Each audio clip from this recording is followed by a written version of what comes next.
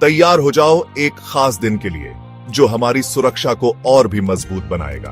अभ्यास के दिन के लिए यह दिन हमें सिखाएगा कि कैसे हम किसी भी आपात स्थिति का सामना कर सकते हैं। 7 मई 2025 को हम एक मॉक ड्रिल करने वाले हैं। यह मॉक ड्रिल हमें वास्तविक आपात स्थिति के लिए तैयार करेगी। इसका मतलब है कि हम मानेंगे कि एक इमरजेंसी है। हम देखेंगे कि हम कितनी जल्दी और प्रभावी तरीके से प्रतिक्रिया कर सकते हैं। चिंता मत करो, यह सिर्फ एक ड्रिल है। यह हमें सिखाएगा कि कैसे शांत रहें और सही कदम उठाएं। इसे एक सेफ्टी रिहर्सल समझो। यह हमें सिखाएगा कि कैसे हम अपनी और दूसरों की सुरक्षा सुनिश्चित कर सकते हैं। हम यह सुनिश्चित करना चाहते हैं कि अगर कोई असली इमरजेंसी आती है तो सभी को पता हो कि क्या करना है। यह अभ्यास हमें तैयार करेगा। हम ऐसा क्यों कर रहे हैं? क्योंकि सुरक्षा जरूरी है। यह हमें सिखाएगा कि कैसे हम सुरक्षित रह सकते हैं और दूसरों की मदद कर सकते हैं। जैसे हम स्कूल में फायर ड्रिल्स करते हैं, वैसे ही हमें दूसरी इमरजेंसीज में क्या करना है, इसका अभ्यास करना चाहिए। यह हमें सिखाएगा कि कैसे हम सुरक्षित रह सकते हैं। यह ड्रिल हमें सीखने में मदद करेगी कि कैसे सुरक्षित रहें और साथ मिलकर काम करें। यह हमें सिखाएगा कि कैसे हम एक टीम के रूप में काम कर सकते हैं। याद रखना, 7 मई सिर्फ अभ्यास है। यह हमें सिखाएगा कि कैसे हम किसी भी आपात स्थिति का सामना कर सकते हैं। डरने की कोई जरूरत नहीं है। यह सिर्फ एक अभ्यास है जो हमें तैयार करेगा। यह सब तैयार रहने और सुरक्षित रहने का तरीका जानने के बारे में है। यह हमें सिखाएगा कि कैसे हम अपनी और दूसरों की सुरक्षा सुनिश्चित कर सकते हैं। तो हम इस प्रैक्टिस ड्रिल के लिए कैसे तैयार होते हैं? यह आसान है। इसे पिकनिक बास्केट पैक करने जैसा समझो, लेकिन स्नैक्स की बजाय हम सेफ्टी के लिए सामान पैक कर रहे हैं। सबसे पहले अपने फोन चार्ज कर लो। यह सुनिश्चित करता है कि आप किसी भी समय मदद के लिए कॉल कर सकते हैं। हमें कनेक्टेड रहने की जरूरत है। एक फुली चार्ज्ड फोन आपको अपडेटेड और रीचेबल रखता है। एक टॉर्च भी पास में रखना अच्छा रहेगा, जस्ट इन केस। अंधेरे में यह बहुत काम आ सकती है। और पानी की बोतलें मत भूलना। हाइड्रेटेड रहना जरूरी है। ड्रिल के दौरान भी पानी आपकी एनर्जी को बनाए रखता है।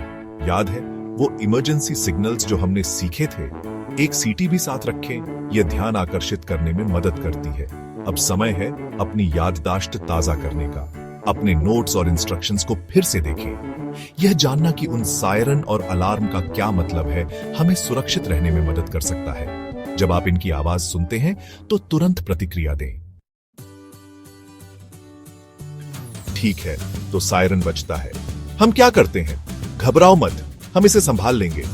याद है हमारे फोन पर आने वाले इमरजेंसी अलर्ट्स? उन पर ध्यान दो। वे हमें बताएंगे कि क्या हो रहा है और क्या करना है। अब समय है अपनी सेफ स्पॉट ढूंढने का। ये खिड़कियों के बिना कोई अंदर का कमरा या बेसमेंट हो सकता है। याद रखना, खिड़कियों और कांच के दरवाजों से दूर रहो। Safety first. एक बार जब हम अपनी सेफ स्पॉट में हो तो वहीं रहो। अधिकारियों के निर्देशों को सुनो। वे हमारा मार्गदर्शन करने और हमें सुरक्षित रखने के लिए हैं। सेक्शन 4। लाइट चली गई। कोई बात नहीं, हम इसे संभाल लेंगे। क्या होगा अगर लाइट चली जाए? कोई दिक्कत नहीं है, हम तैयार हैं। याद है वो टॉर्च जो हमने पैक की थी? अब उनका इस्तेमाल करने का समय है। और याद रखना, कोई लिफ्ट नहीं, हम सीढ़ियों से जाएंगे। शांत रहना जरूरी है। घबराहट किसी की मदद नहीं करेगी। हमने अभ्यास किया है, हम तैयार हैं और हम अपनी सेफ स्पॉट में हैं। हम इसे संभाल लेंगे। सेक्शन 5। जानकारी रखना। ऑनलाइन जो भी देखो उस पर यकीन मत करो। ठीक है, तो हमारे फोन खबरों और अपडेट्स से भरे हुए हैं।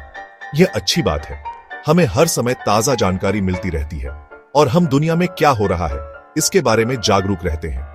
इसका मतलब है कि लोग जानकारी शेयर कर रहे हैं। यह एक सकारात्मक संकेत है कि हम एक दूसरे से जुड़े हुए हैं और महत्वपूर्ण घटनाओं के बारे में जानकारी साझा कर रहे हैं। लेकिन रुको, सारी जानकारी अच्छी नहीं होती। कभी कभी जो चीजें हम ऑनलाइन देखते हैं वे भ्रामक या पूरी तरह से गलत हो सकती हैं। कुछ लोग ऐसी बातें शेयर कर सकते हैं जो सच नहीं है।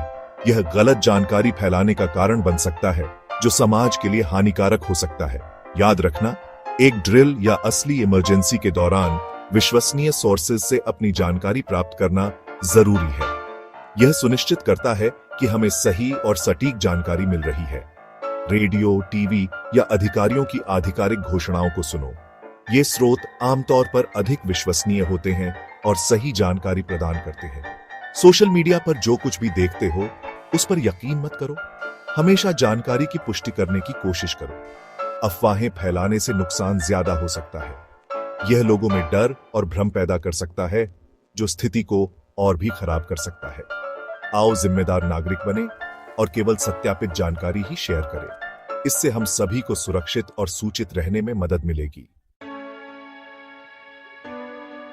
सेक्शन 6, ड्रिल के बाद वापस सामान्य स्थिति में, लेकिन एक सबक के साथ।